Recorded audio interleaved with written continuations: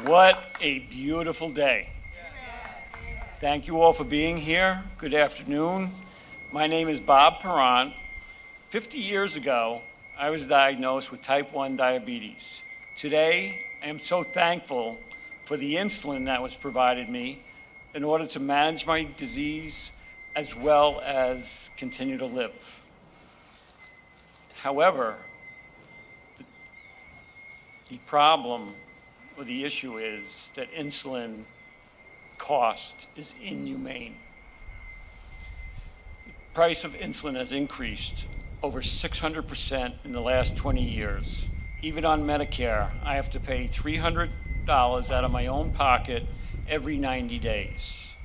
But thanks to President Biden and Democrats in Congress, the reforms in the Inflation Reduction Act will save me and millions others hundreds, and in some cases, thousands of dollars a year.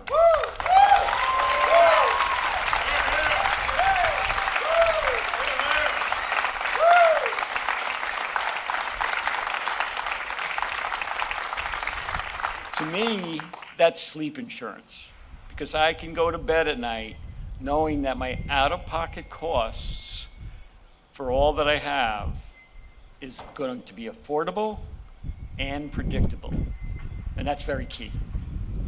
The Inflation Reduction Act is historic, lowering prescription drug prices through Medicare negotiation. Thank you.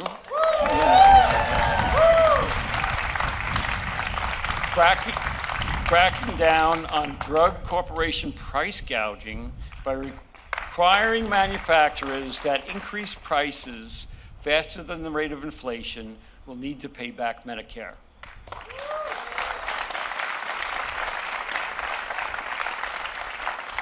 And next, I think is the most important thing for me and for so many others, is the out-of-pocket cost. That will be big. For me, the Inflation Reduction Act will allow me to do things I cherish, be able to travel to see my grandkids, and also worry less about depleting my retirement savings. For others, lower drug costs will be the difference between life and death, and that does happen. This is why today I am honored, very honored, to introduce a man who stood up to Big Pharma.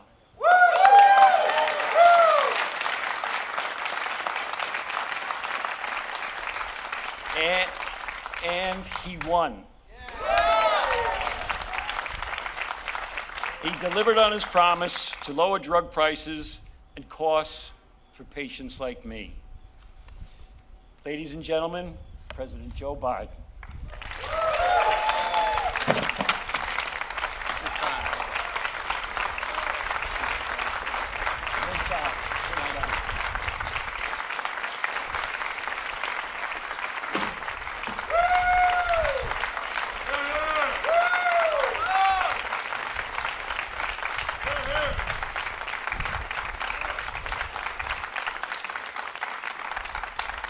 Well, Bob, thank you.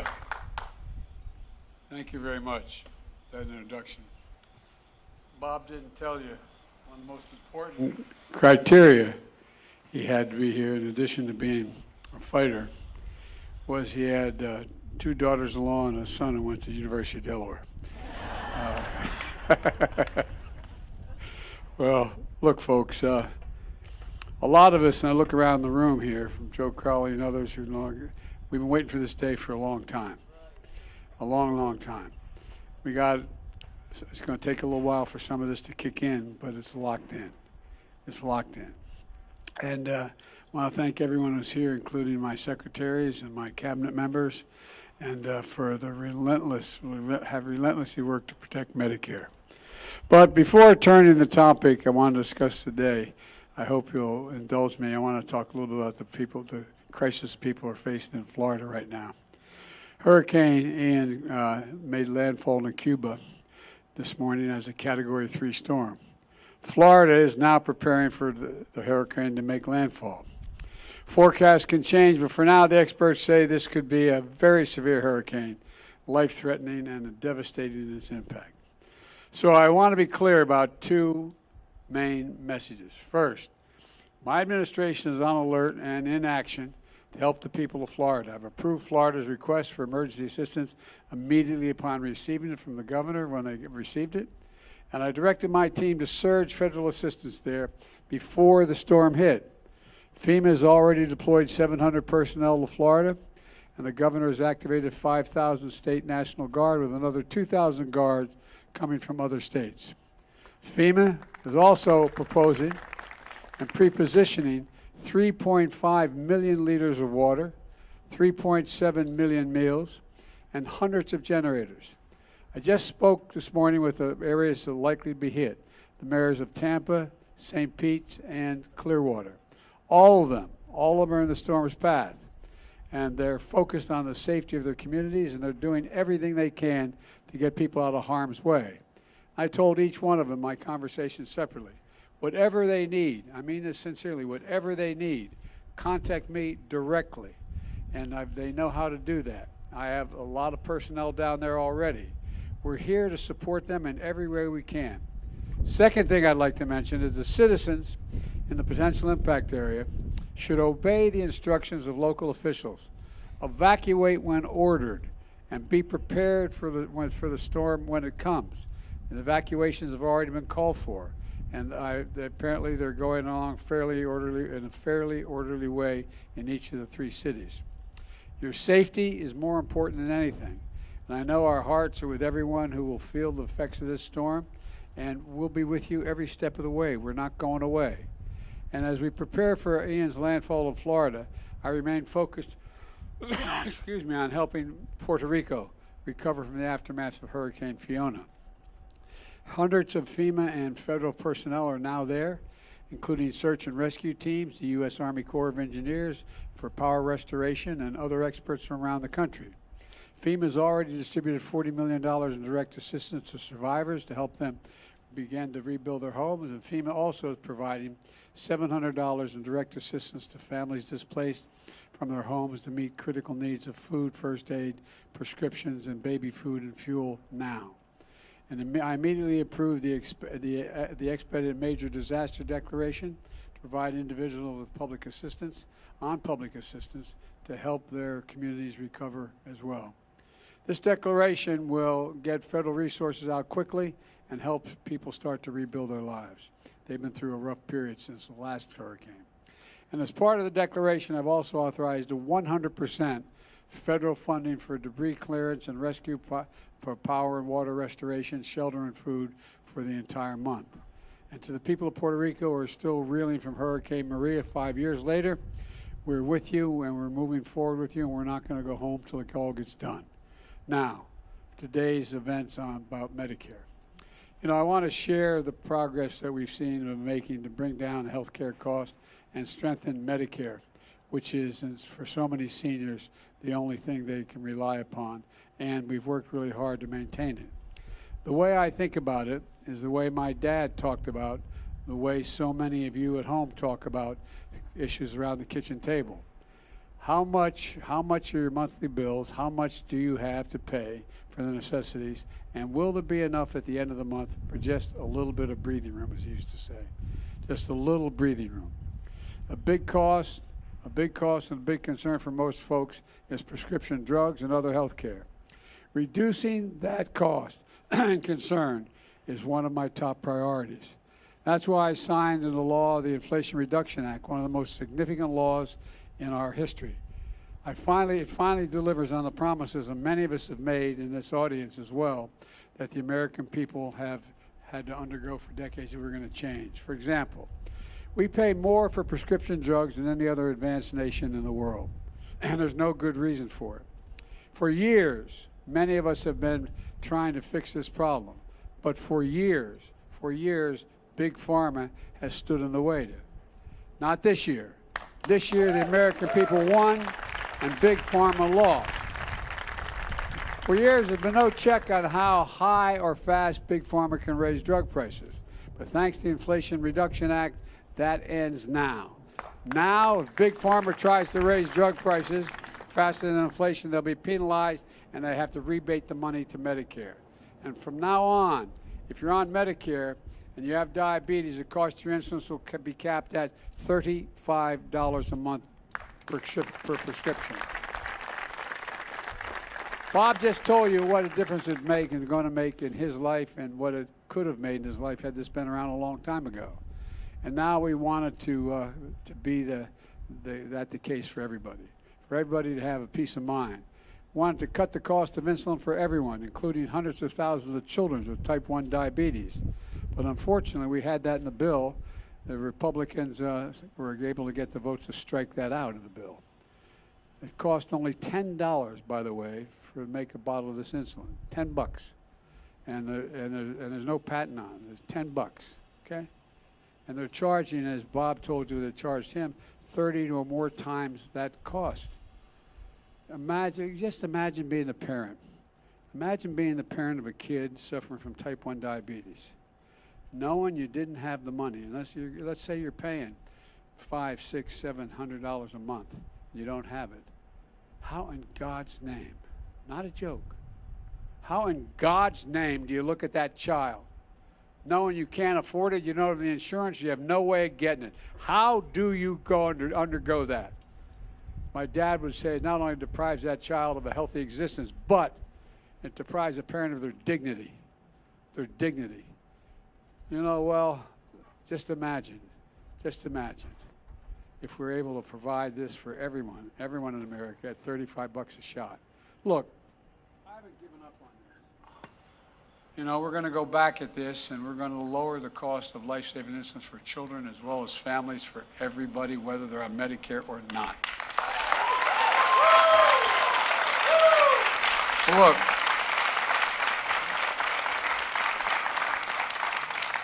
after years of Big Pharma blocking it, Medicare will finally get the power to negotiate lower prescription drug prices. Seniors will see their out-of-pocket costs for prescription drugs be limited as this comes into full force to $2,000 a year. No senior will have to pay more than, on Medicare, will pay more than $2,000 for all the prescriptions, whether it's cancer drugs or anything else. Thousands of Americans on Medicare pay more than $14,000 a year for blood cancer drugs, more than $10,000 a year for ovarian cancer drugs, more than $9,000 a year for breast cancer drugs. Many people on Medicare skip those cancer drugs that they need because they can't afford them. It's a simple proposition. They can't afford them. Now the maximum they're going to have to pay for all the prescription drugs, no matter what the cost, is $2,000 a year, period. It's going to be a godsend. It's going to be a godsend to many families. Last year, by the way, a family of four saved $2,400 through the American Rescue Plan that I signed into law. Now the Inflation Reduction Act locks in place those lower health care premiums for millions of families who get their coverage through the Affordable Care Act. And this morning, got even more good news about lower costs. The Department of Health and Human Services announced that the premium for Part B will in fact decrease this year. That's a fee you pay. That's a fee you pay for Medicare to cover your visits to your doctor. For years, that fee's gone up. Now, for the first time in more than a decade, it's going to go down. And millions of seniors and people with disabilities on Medicare, that means more money in their pockets while still getting the care they need. And on top of that, if you have a Medicare's prescription drug coverage Part D, you pay for your prescriptions more than you pay for your prescriptions. More of your shots will also be free. We're getting rid of the cost of the prescriptions and bringing them way down. But guess what? If you need a vaccine like shingles, last year more than 2 million seniors got that vaccine. Most of the folks had to pay $100 for that shot. In some cases, $200 for that shot. Well, do you have any wonder how many seniors skipped that shot? For seniors with disease, it could be because it's too expensive. Well, they won't have to make that choice anymore. Thanks to the Inflation Reduction Act starting January, senior Medicare prescription drug coverage and the price you pay for these shots will drop to zero. Zero. As I said, just for the shingles vaccine alone, that's more than $100 or more out of your pocket. My administration is taking other steps to bring down health care costs as well. I met with my competition council, made up of my cabinet and those who work with the cabinet. They're charged with promoting compensation across our economy, competition, I should say, across our economy to help lower the prices and raise wages. One thing we've done is to make affordable hearing aids available over the counter starting next month, so people don't have to pay for these expensive devices and specialist visits. We'll literally save patients thousands of dollars. And to bring greater transparency to healthcare costs, my administration has also outlawed surprise billing. You know,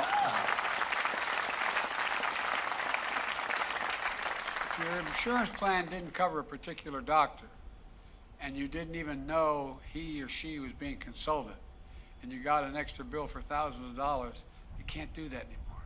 They can't do that anymore. Millions of hardworking Americans will no longer have to worry about unexpected medical bills.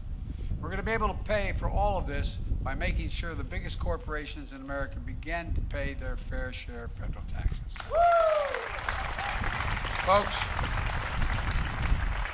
for decades, the biggest corporations have fought to block a fair tax code.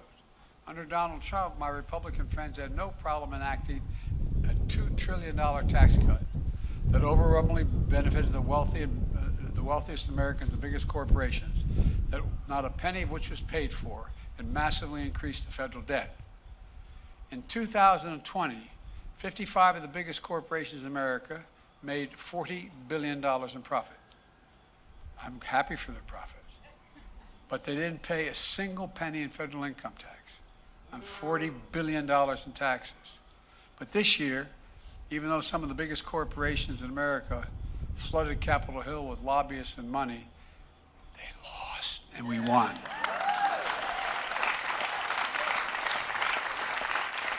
Now corporations will have to pay a minimum corporate tax of 15%, just 15%. We're not gouging anybody. 15% minimum. That's it. That's it. The days of $1 billion companies paying zero taxes are over, though. There's enough money there to pay for an awful lot of this. And let me be crystal clear about something else. No one, as I said when I ran, no one earning less than $400,000 a year will pay a single penny more in federal taxes. If you're making less than 400 grand, and I hope none of you are, I hope you're all making more than that, you don't have to pay a penny more in taxes if you make less than 400. You know, that's commitment I made in my campaign and commitment I'm keeping. And we're doing all this by bringing down the deficit at the same time. You hear about us being big spenders? Well, they raised the debt by $2 trillion. We've reduced the deficit in my first year, 2021, by $350 billion, okay? The need was some student loan forgiveness and all the cost of all these things. We're on track to reduce the deficit this year, fiscal year, by more than $1 trillion. The Inflation Reduction Act will reduce it another $300 billion over the next decade. That's possible because Medicare is finally going to be able to negotiate lower prescription drug prices, so less money paid out. Now, I wish I could say the Republicans supported this progress in reducing health care costs and strengthening Medicare. That would be good for all of America. But they have a very different idea. Every single Republican voted against the Inflation Reduction Act. And when it actually came time to do something about inflation around the kitchen table, every one of them said no, House and the Senate. And sadly, it goes even further. 158 House Republicans have already signed a Republican budget that will cut Medicare and Social Security. I know you think I'm probably exaggerating that, but there's a pamphlet, 12-point plan to rescue America by Senator Scott of Florida, okay? I won't read through all of it, but it says, all federal legislation sunsets in 5 years. If it is worth keeping, Congress can pass it again.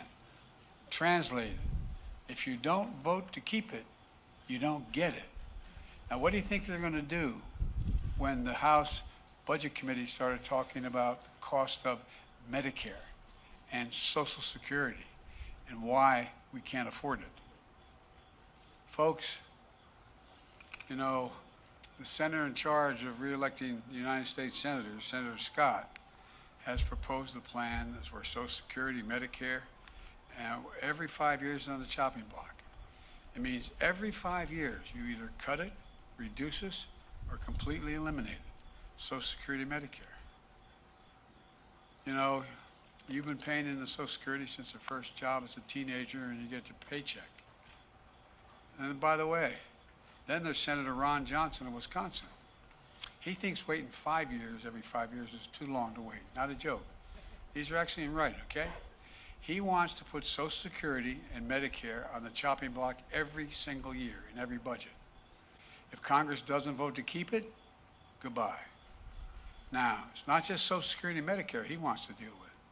He wants to put veterans' benefits and everything else in the federal budget at risk. He's the same person who said that if Republicans gain control of Congress, they should once again try to repeal the Affordable Care Act, which, by the way, is the only reason why millions of people with pre-existing conditions are able to get health care, is the Affordable Care Act, literally, not figuratively, literally. Then last week, Republican leader of the House unveiled what he called the Commitment to America. God bless America. It's a thin set of policy goals with little or no detail that Republicans say they'll pursue if they regain control of the Congress. In the course of nearly an hour, here are a few of the things that we didn't hear. We didn't hear the words Medicare or Social Security. And he said for the first time they'll get what the first thing they're going to do is repeal the Inflation Reduction Act. Well, guess what? All those things I mentioned we're going to do, they get rid of all of them with the repeal. I have a different idea. I'll protect those programs. I'll make them stronger, and I'll lower your cost to be able to keep them. Let me close with this.